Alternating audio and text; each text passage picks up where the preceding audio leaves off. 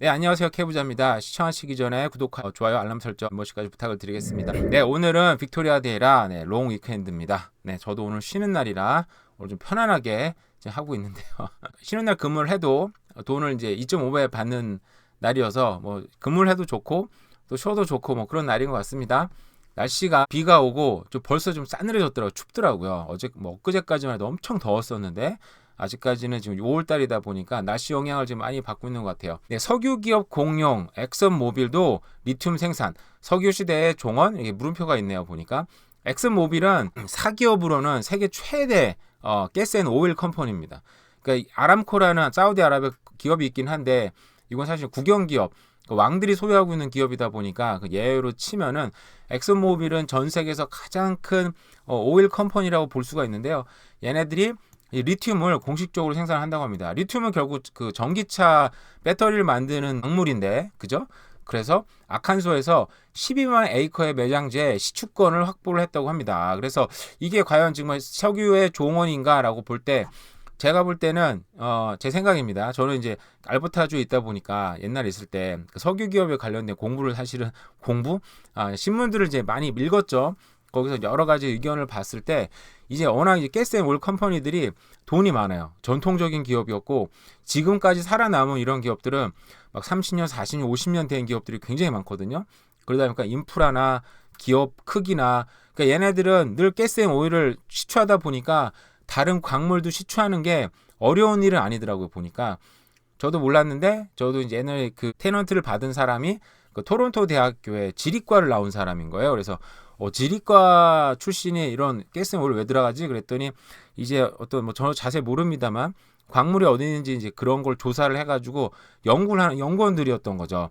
그래서 이런 데는 워낙 땅속에 뭐가 있는지 잘 아는 기업들이구나. 그래서 얘네들이 다른 거를 캐낸다는 거는 뭐 장비가 물론 바뀔 수도 있겠지만 저도 잘 모릅니다만 어느 정도 비슷한 부류의 일을 하겠구나라는 생각은 들었어요. 그래서 얘네들이 어느 정도 리튬을 생산한다는 건 얘네들이 나중에 차세대 전기차 시대가 오더라도 그런 주도권을 이제 어느 정도 잡고 가겠다는 얘기인 거겠죠. 시대가 변하지만 거기에 이제 적응하려고 노력하는 거죠. 그래서 만약에 저는 당시에도 이제 그 캐나다에도 굉장히 큰 기업 그런 시대에 맞게 적응한다고 이제 하는 거 봤을 때 얘네들도 시대는 흘러가더라도 계속 이제 어떤 주도권을 놓지 않으려고 노력하는 중이다라고 생각을 해요.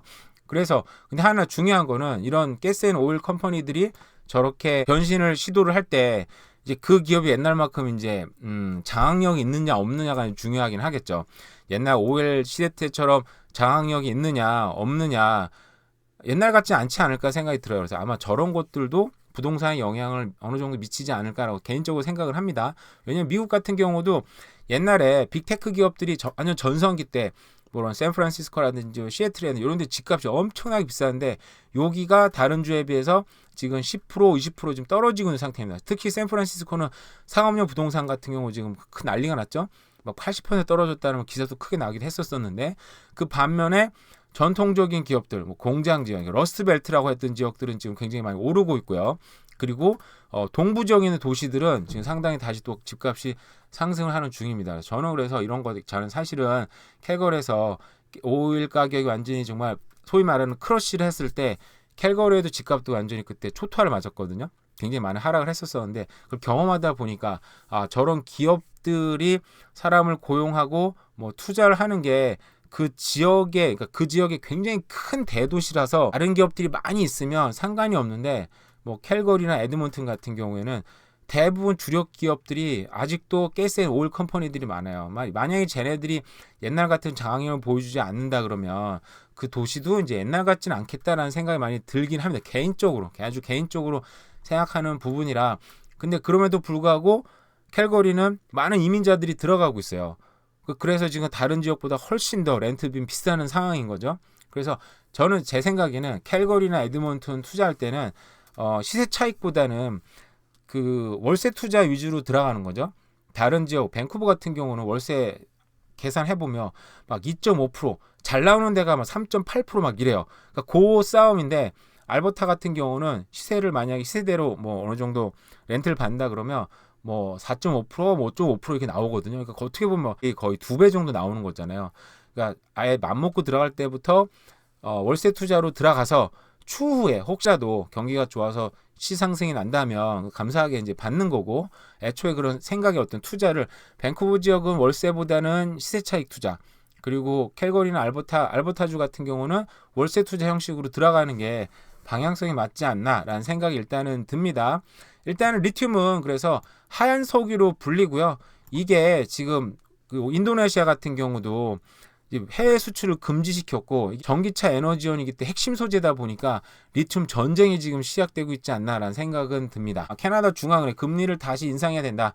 일부 경제 전문가들이 물가 상승세를 억제하기 위해서 반드시 필요하다 얘기를 했다고 합니다. 사실 이게 지금 갑자기 나오는 얘기는 아니고 물가가 생각보다는 다시 또 안 잡히고 있기 때문에 경기가 생각보다 지금 뜨거운 부분 있죠. 한쪽에서는 경기 침체가 신호가 계속 나오긴 하지만 여전히 실업률도 낮고, 그죠? 월세도 너무 많이 올라가고 여러 가지 문제가 있다 보니까 지금 차라리 물가 상승을 좀 낮춰야, 물가 상승을 잡기 위해서라도 다시 또 기준금리를 올려야 된다라는 얘기가 나오고 있다고 합니다. 이게 물가가 상승하는 건 뭐 어쩔 수 없는데, 이게 굳어지기 전에 사람 심리가 물가가 계속 오른다고 마음이 먹으면 이제 사람들이 이제 물건을 이제 돈을 빨리빨리 쓰려고 한다는 거죠. 캐나다는 그 정도 수준은 아닌데, 그런 게 이제 인식이 굳어지면 물가 잡기가 더 어려워지기 때문에 이런 게 굳어지기 전에 빨리 때려 잡아야 된다, 뭐 이런 얘기인 거죠. 그래서 그런 얘기가 또 나왔다고 합니다. 근데 미국도 금리 인상은 중지할 것 같지만 여전히 긴축은 유지될 거다라고 얘기는 했어요. 그래서 이게 꼭 캐나다뿐만 아니라 미국도 어느 정도 동일하게 지금 진행되고 있다라는 거. 캐나다 이민자가 늘어나는 거 어제 오늘 이야기가 아닙니다만 2025년에는 역대 최고가 될 것 같다고 합니다. 그러니까 지금처럼 이런 이민자 추세가 계속 지속될 경우에는 2025년에는 원래 목표가 50만 명이잖아요. 근데 58만 명까지도 될 수 있다. 50만 명도 어마어마한 숫자인데 58만 명까지도 예측이 된다. 거의 60만 명이잖아요. 그죠? 야, 이러면은 정말 너무나 많은 이민자들, 우리도 이민자 출신이니 뭐라고 할 수는 없겠지만, 자, 지역별로는 6만 8천 명이 온타리오 선택했고요. 브리티시 콜롬비아가 2만 4천 명, 지금까지 들어온 사람들인 거예요. 그러니까 지금까지도 한 10만 명 가까이 들어왔다고 추산을 하는데, 그 중에서도 엄청난 인원이 온타리오주, 또 엄청난 인원이 브리티시 콜롬비아를 이었다고 합니다. 근데 이게 온타리오주는 6만 800명이라 그러는데, 온타리오에는 도시가 많아요. 그러니까 토론토, 미시사가 말고도 그 주변에 런던이라든지 다른 도시가 되게 많은 건데, 자, 브리티시 콜롬비아는 밴쿠버, 버나비, 코키틀라, 서리, 랭리 딱 뻔합니다. 사실은 갈 데가 없어요. 하여튼 이게 6만 명, 2만 명이라도 이 임팩트, 충격은 BC주도 만만치 않게 되는 것 같습니다. 그래서 이민자들이 많이 들어오면 당연히 경기를 이제 부양이나 여러 가지 좋겠지만, 렌트가 점점 어려워진다는 거, 그리고 중저가 주택이 너무너무 사기 힘들다는 거, 그리고 프리세일이 정말 일단 작은 돈 들었을 때 계약금 걸 수 있고 살 수 있으니까 프리세일이 지금 막 너무너무 뜨겁다라는 거, 그런 부작용이라고 그래야 되나요? 그런 게 있는 것 같습니다. 네, G7이 얼마 전에 열려서 별 관심 없게 생각하고 있다가 정말 신냉전이 시작이 됐구나라는 생각이 듭니다. 이번에 G7 국가들 미국, 영국, 프랑스, 독일, 이탈리아, 일본, 캐나다가 러시아에 대해 한목소리를 내기 시작을 했고요. 경제지를 하겠다고 다시 또 얘기를 했고, 거기에 초청국인 또 한국과 호주도 비롯해서 이제 미국을 중심으로 한 쉽게 말하는 자유진영, 또 여기 러시아, 중국을 중심으로 늘 보던 인물들인데, 북한 권위주의 진영, 공산당을 안 하고 이제 권위주의 지역이라고 하네요. 어떤 꼭 공산당이 껴있지는 않으니까 이렇게 신냉전이 시작됐다고 합니다. 옛날에는 이렇게 신냉전이 시작이 되면 소위 말하는 이제 무기 업체들이 굉장히 많이 이제 돈을 많이 벌었죠. 냉전을 이용을 해가지고. 근데 러시아랑 우크라이나 전쟁 보니까 여전히 그 무기 공급하는 그런 컴퍼니들, 미국의 군수 업체들은 누군가가 꼭 적을 찾아야 되잖아요. 적을 찾아야지 또 무기를 팔아먹고 돈을 벌 수 있으니까, 이번에 러시아 침공 때문에 그 유럽이나 그 근처 국가들한테 미국에 있는 그 군수업체들 돈을 엄청나게 벌었죠. 그리고 최첨단의 무기 만들어서 이번 실험 다 끝내서 다시 또 팔아먹을 준비가 됐고, 그러니까 이런 비즈니스는 미국이 가장 큰 어떤 수혜자다라고 얘기할 수 있겠고, 그 다음 수혜자는 이제 중국이죠. 중국이 이번 기회에 해가지고 전 세계 영향력을 지금 엄청나게 펼치고 있는데, 둘이 경쟁을 하고 있어요. 그러니까 이 경쟁은 과연 둘은 싫어할까? 이 경쟁이 정말 목숨 건 전쟁이냐? 아니죠. 둘이 이 경쟁을 하면서 가장 큰 이익을 보고 있기 때문에 둘한테도 굉장히 바람직한 경쟁이다. 왜냐하면 이걸 통해서 많은 돈을 빨아먹고 있습니다. 네, 이런 거는 또 우리 개인들은 뭐 어떻게 참여해야 될지 모르겠지만 이게 국가 단위 어떤 비즈니스가 지금도 열심히 일어나고 있는 것 같습니다. 러시아 이제 반군인데요. 이게 뭐라고 표현해야 되나? 이게 러시아 자유군단이래요. 그러니까 러시아 군대였는데 이제 러시아 입장에서는 배신을 하고 오히려 러시아를 공격하고 있는 지금 군대라고 합니다.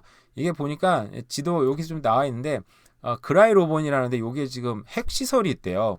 원자로 시설인가 있는데 거의 근접했다고 합니다.